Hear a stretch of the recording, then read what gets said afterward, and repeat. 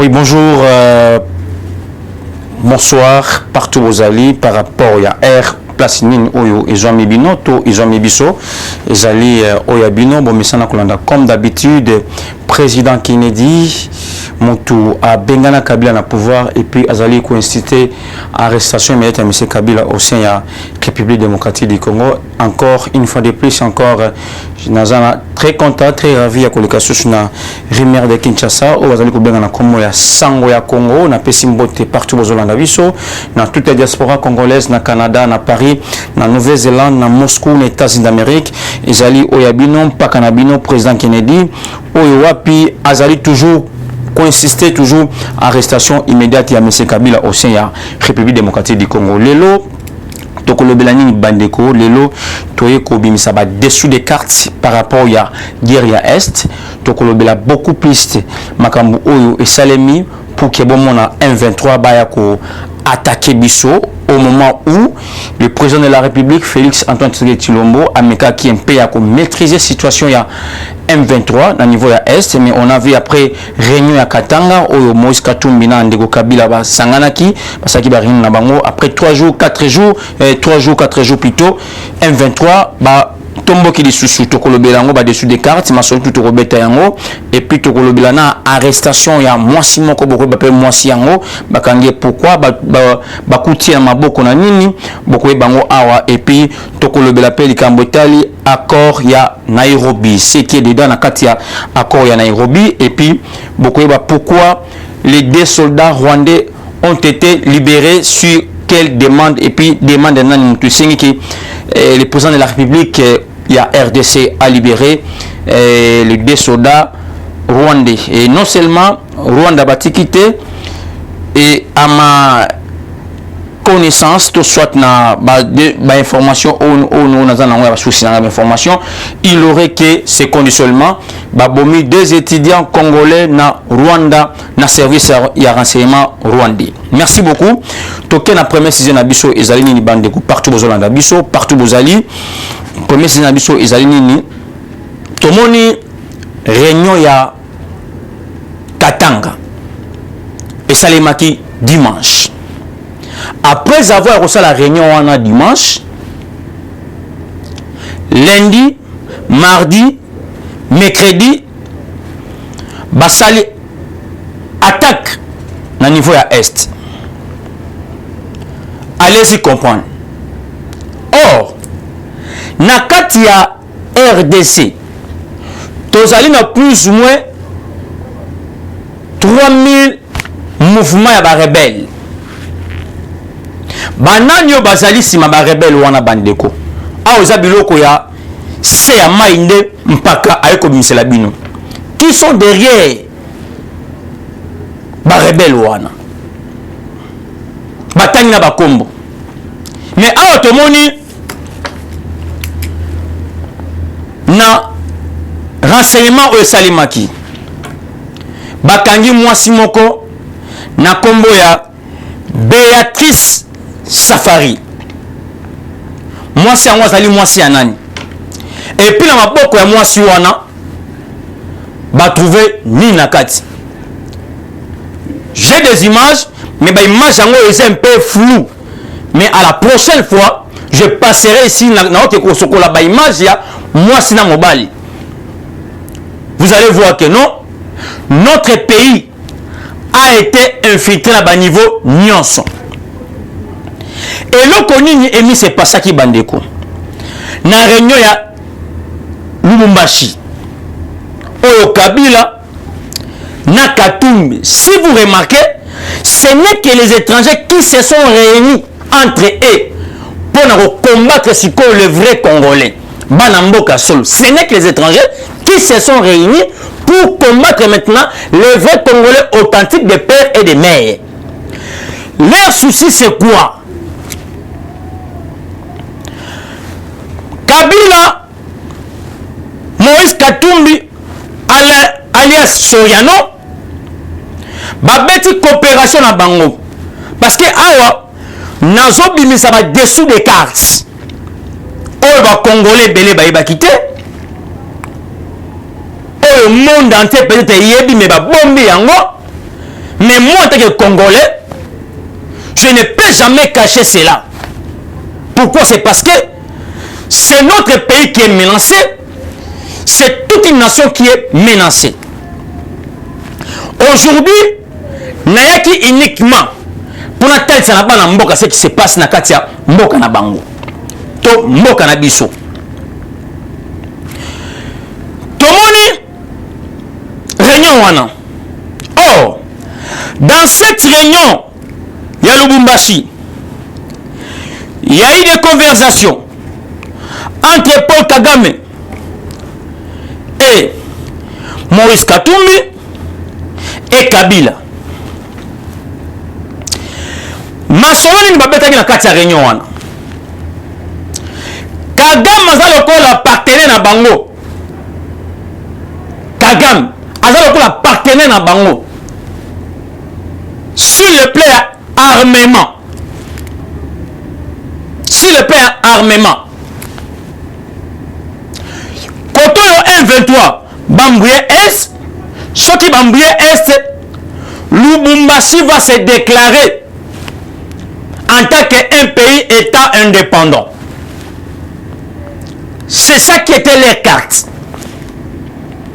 Par rapport, il y a service à Mossad, il y a service à renseignement. Bakangi mwana mwasi moko na kombo ya Béatrice Safari. Azali mwasi ya nani? Azali mwasi ya coordonnateur ya M23 na kombo ya Désiré Rukomera. Azali mwasi ya Désiré Rukomera. Azali coordonnateur ya M23. Et cette dame, comme Béatrice Safari, bakoutia un document. Il y a balkanisation, il y a Katanga comme un pays étant indépendant. La femme est arrêtée au moment où je vous parle. Moi, si on a bakangié, on l'a trouvé avec un document. On va signer pour la balkanisation, il y a Katanga. Katanga comme un pays indépendant. Mes chers frères congolais, Babylone quoi boye. Oyo sale malamboko. Voyons comment le pays est infiltré dans le degré nyonso. J'arrive maintenant sur l'histoire de notre pays. Depuis que Mobutu a accédé au pouvoir des coups d'État depuis 1965,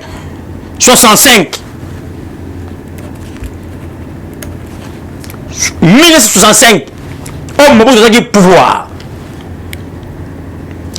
Mobutu aussi qui bokonzi. À ne pas oublier. Parce que na accord ya Nairobi. Donc na nazoya malem beti même na accord ya Nairobi na kota kuna. Mais avant la kota kuna na accord ya Nairobi, je vais expliquer aux Congolais pour comprendre que non, notre pays est infiltré. Nous devons nous prendre en charge pour nous écarter tous les ennemis possibles. Oh, bah, la biso awa à travers les occidentaux bah imposer biso étranger dans mboka na biso pour leurs intérêts privés. Là il faut qu'on se dise des vérités. Qu'est-ce qu'il y a ici? Tu as remarqué, Mobutu a été imposé par les Américains. Parce que les Rwandais, ils ont dit pays à Baoutou. Et quand vous voyez les Tutsis, c'est la même race d'Américains. Même race d'Américains. Mais Mobutu a été imposé par les Hutus. Ayambaba, Baoutou, na Zaïre à l'époque, Bakota na Est wana, Babota na Biso, Tobota na Bango. Aujourd'hui, maintenant, voilà les conséquences qui nous arrivent dans Mboka na Biso. Qu'est-ce que les conséquences et comme les Biso? Entre autres, Moïse Katumbi, j'ai toujours dit ça, que Moïse Katumbi n'a jamais été un Congolais. Je vous avais parlé de ça. Moïse Katumbi azali 50 juifs, 50 zambiens. Si vous posez la question aujourd'hui, Nakatebe Katoto, il vous dira qui est Moïse Katumbi. Katumbi, son papa est juif. Lui-même avait dit ça. Papa n'a azali juif. Ba vidéo ya Katumbi ezali. Ba vidéo ya Katumbi ezali. Lui-même a dit que non, son père est juif. Sa mère, c'est une Zambienne. Babota Katumbi nengeni bandeko na ngai partout bozo na mpaka. Maman ya Katumbi ezalaki bonne. Ya Bakatebe Katoto. Et quand la maman ya Bakatebe Katoto a koufi, c'est là où le père ya Katebe Katoto a senta bonne wana le labota Moïse Katumbi bandeko. Donc Moïse Katumbi est né dans un ventre d'une bonne. Oh, ça dit que Bakatebe Katoto. Là, il faut la vérité Moussoussou. Moïse Katumbi a acquis la nationalité congolaise, mais il n'est pas un Congolais. Il a acquis la nationalité congolaise. Et si on prend Kabila, même diapason, même schéma avec Moïse Katumbi. Même ces gens-là, Baïli Bisso, ben fité na mboka. Et ça les maraté, dans le monde entier, soit dans le pays belé africain, na kati ya sommet armée numéro 1 armée azala étranger rwandais mais awa na mboka na biso esalema. Voilà comment nous avons été infiltrés dans tous les niveaux possibles. Aujourd'hui maintenant ba conséquences ya wana ekome biso na mboka. Moto asala attaque contre Rwanda, c'était Mobutu. Mobutu est parti. On nous impose par les Américains Kanambe. Les Rwandais nous frappent. Kabila Koti Bango. Après si Bango gérance à pays. Bakot na armée. Baebi nombre militaire à RDC. Baebi tous les couleurs à RDC. Maintenant aujourd'hui, lelo siko baneko lelo oyo to komyo. Tu sais qu'elle dit maintenant a commis ko sibi en conséquence. Le seul président, deuxième a frappé Rwanda, et on peut savoir la mise en garde, c'est Félix Tshisekedi. Et seulement depuis Mobutu, et on sait que le régime Tshisekedi. Et si vous avez entendu le Rwanda, c'est une réunion stratégique par rapport à la frappe pour un an, et ça pas battu. Et maintenant, c'est ce qu'on a à Nairobi. Qui dit l'accord à Nairobi. C'est là où il y a un problème. Le président de la République, Nakagame, Bavandi, Kagame s'est levé en disant au chef de l'État que Ayokanana 1-23. Le président accepte alors clairement que non. Si tu veux que l'on coopère dans 1-23, je peux coopérer dans ma rebelle na yo FDLR. Kagame boy. Kagame boy coopérer dans ma rebelle na ba FDLR aboya. Aboya. C'est là où est créé le problème. Réunion et Katana, parce que pourquoi Kagame dit au chef de l'État, Ayokana 1-23. Le chef aussi n'a pas dit Kagame que non, il peut avoir un FDLR. Kagame a boyi. Pour la finir, une fois que, parce que FDLR, une fois que les loyaux, il y a aucun FDLR. C'est possible de renverser. Voilà Kagame. C'est là que penser à Kagame. Kagame est à Boya. Maintenant, Kagame veut nous envoyer un 23 parce qu'il y a dit que non, c'est lui qui manipule les 23. Il collabore avec le coordonnateur M23. N'a comme désiré pour Komera. N'a pas lié. N'est-ce pas mouvement et la rébellion comme on l'a rasop. Comme on l'a rasop. Biloko yo, c'est parce que nous aimons notre pays. Nous aimons la République. Mes chers frères. Et si aujourd'hui, ton peuple Mbokao, ton la place à aucune était. D'où nous sommes obligés, il y a que défendre les nations à niveau nyonso. Bon, comment Rwandais va signer Mboka na biso? La gérance est armée en Mboka. Toujours les Rwandais. Défense, les Rwandais. Nous sommes tout, Rwandais na Rwandais. Comment le pays peut se développer? Kabila a vendu ce pays ici dans tous les niveaux. Là, je vous l'ai dit. Kabila, que vous voyez ici, a beaucoup là niveau nyonso. Même ici aujourd'hui, maintenant, je vais maintenant que nous sommes congolais. Ceux qui vont utiliser Mboka, même à la Kinshasa, là où moi je suis, bon, dans la ville, même dans le commerce, dans la ville, dans le commerce, vous ne trouverez même pas 6 personnes ou 10 personnes au bazar congolais, au bazar magasin. Bon, la bangote. Vous allez voir toujours les Indiens, les Libanais et les Chinois. Et si vous vous renseignez dans le magasin, on a il y a Kabila, na olive. Il y a Kabila, na olive. Bachaba Indien sous couvert. Na Libanais sous couvert. Na Chinois sous couvert.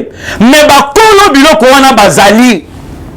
Entre autres Kabila, Olive Lembe, Jeannette Kabila, Zoé, biloko na bango nyonso. Ba station, ba kin marché, ba immeuble na ville belé et tonga miao. Ce sont les Rwandais. Ce sont les Rwandais. Et quel est ce Congolais qui peut aller maintenant construire en Rwanda nenge bango batonga na Kinshasa? Et ils sont là ici à Kinshasa. Il y a des Rwandais ici à Kinshasa qui ont construit des immeubles ici. Oh, Bayabani, Basaliawa. Et si nous parlons de l'histoire comme ça, mais il y a des gens qui ne comprennent pas. Oh, nous savons des réalités, mes chers frères.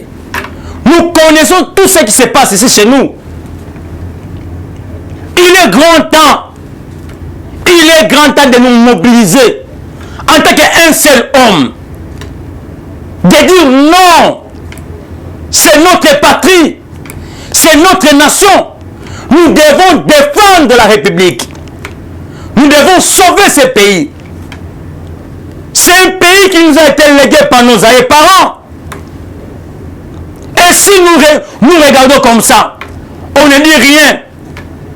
Nous risquons un certain matin, on nous chasse. Si on nous chasse aujourd'hui, je veux tout Congolais, si réellement vous aimez la République est maintenant entre les mains des Congolais. Là, je vous le dis, celui qui est au sommet de la République, c'est un Congolais authentique de père et de mère. Nous devons l'aider, nous devons être un seul homme. Le Rwanda, c'est un petit pays. C'est un petit pays.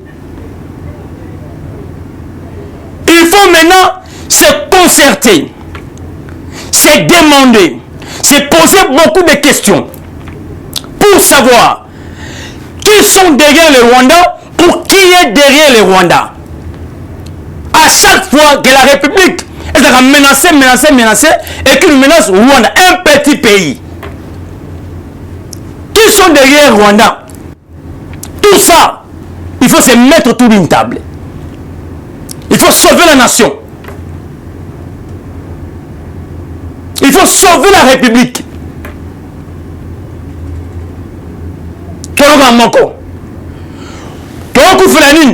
La richesse.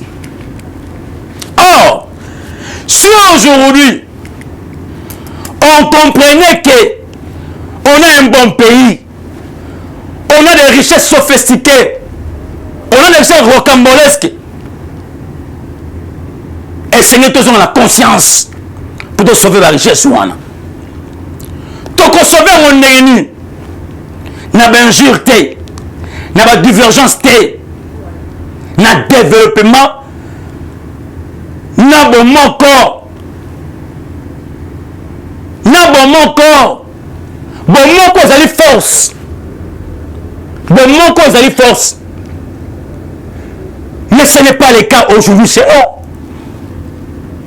Il y a même des Congolaises que j'ai vu des images qu'on a arrêtées dans le niveau est. Amemi bidon quoi que maï. Mais ils ont pas massacre na katiwan. Une Congolais s'il vous plaît. Ça c'est sauver la République ou créer la nation. C'est carrément à cause des billets verts. À cause des billets verts, vous êtes d'accord pour trahir la nation. Non. Non mes frères. Non mes chers. Et ça l'a raté. Soki mboka oyo parce que otobi que non munguna alingi mboka ebonga te. Munguna alingi mboka ebonga te. Une fois que mboka ebongi, c'est toute l'Afrique qui va s'élever. C'est là où il y a un problème, mes chers. Mais qu'est-ce qu'il faut faire? Il faut être unis. Les gens qui ont été Rwanda a bombé très longtemps. Très longtemps. Mais regardons. Donc, boucher Mouké, la communauté internationale appelle Macky Sall. Macky Sall. Appelle Joao Lorenzo. Tout le monde. Communauté internationale. Mais cette communauté internationale, quoi que non, un président qui est au pouvoir maintenant aujourd'hui au Congo, Azamaël était. Or, ils savent ce qu'il est en train de faire. Il a libéré les deux militaires rwandais, mais avec une condition. Avec une condition. Donc, vous avez un mouké. Mon Pamba. Allez, communauté nationale, parce que Motekoti. Babengi Macky Sall. Babengi Lorenzo. On a Tchakina entre Congo et Rwanda. Le président était très clair. Ceux qui ont moni le lot, tu sais qu'il y a ceux qui n'a pas de gamin. Na téléphone. C'est parce que. Pardon les gars mingi.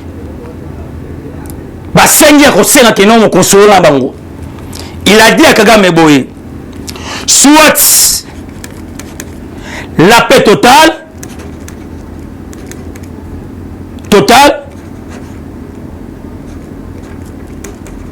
soit la guerre totale. À son tour, Kagame, il dit quoi? Que le pays n'a pas mouké, à Congo. Congo. Et quand il dit ça, que le pays n'a pas mouké, à Congo, il y a loko Oyalobaki. Pourquoi je l'ai dit? L'armée congolaise, ils ont infiltré. L'armée la bichon, infiltré. Entre autres, les généraux rwandais, les colonels rwandais, mais la FARDC. La FARDC. La FARDC. Oh, que c'est armée, planning armée. Ça c'est grave. C'est grave dans un pays comme les nôtres. Là, comme on dit, arrestation à moi, si il y a coordinateur ya M23 na kombo ya Béatrice Safari. Communauté sud-africaine. Communauté sud-africaine. Sud-africaine, c'est une libération à moi dans ma soul. Allez-y comprendre. Nous avons 6 000 documents de au Congo. C'est la libération. C'est un décret à tout. Et ce que moi je peux demander aux Congolais. Notre pays a été pris en otage pendant très longtemps par des étrangers. Et maintenant, les Congo maintenant prend la tête du pays. Les sommets nations. Tout sauver ce qu'on moque. Tout sur la chef de la vision. Et par là, nous allons vaincre l'ennemi. Et si on fait cela, bon, moi, entre les Congolais, pour battre l'ennemi.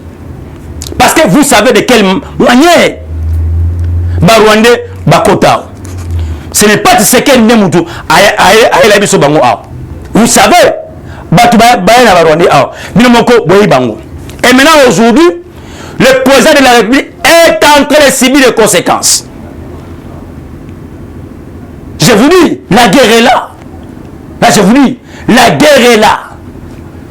Ne croyez pas que non, les Rwandais Bakoyoka, non. Rwanda Bakoyoka. Nous devons se mettre aux aguets. Une fois que Bameki, tu continues à Rwanda. Je dis bien, une fois que Baose, nous entrons à Rwanda. Parce que trop c'est trop, on en a marre avec un petit pays comme le Rwanda. Trop c'est trop. Nous devons se révolter pour sauver la nation. Nous devons se prendre en charge pour sauver la République.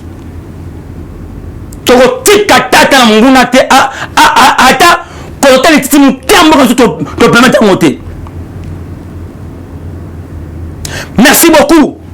Partout aux Alaki, partout aux Anabis aussi. Le plan international na Rimer de Kinshasa, on va se commettre un combat Sangwa Congo. Zalaki Oyabino Pakanabino, président Kennedy, Moutou a Bengana Kabila na pouvoir parce que toujours à rester sur les Kabila au CA, République démocratique du Congo. L'autre qui prend rêver congolais, quand ça va défiler les cartes, on va se faire Malambo Kanabiso, totalement, tout ça là, Osage, to sauver Mboka Nabiso pour que Mboka et Kenabiso te barrer route à Manguna, on va aller combattre chaque fois, à chaque minute pour que Baroute Nabiso, Mboka Nabiso, te le pas question, et qu'on s'y batte la paix, secrétaire général, il y a eu de paix, Augustin Kabouya, Moanabouté, la conférence du chef de l'État, Moussa Moussa Kitoko, on s'est parti UDPS, et puis Moutou Oyo, va combattre Bazali Kosela, Missa Epanaye, et puis Bazali Kopé sa confiance dans la conférence du chef de l'État, Augustin Kabouya, Moanabouté, à 47 na PCP Mbote Belé, na batunyo surtout au Bazali Kolanda Biso par-ci par-là, pourquoi pas toute la diaspora congolaise et pourquoi pas toute l'équipe. Il y a Sangonabiso, il y a Rimer de Kinshasa, Bambote Belé, partout aux alliés, na caméraman, na PCP Bambote Belé vraiment. Et puis sans oublier ma première dame, pas maman Denise, mais ma première dame maman Bananga, na PCP Bambote Belé, pas Sali Bambote Belé vraiment.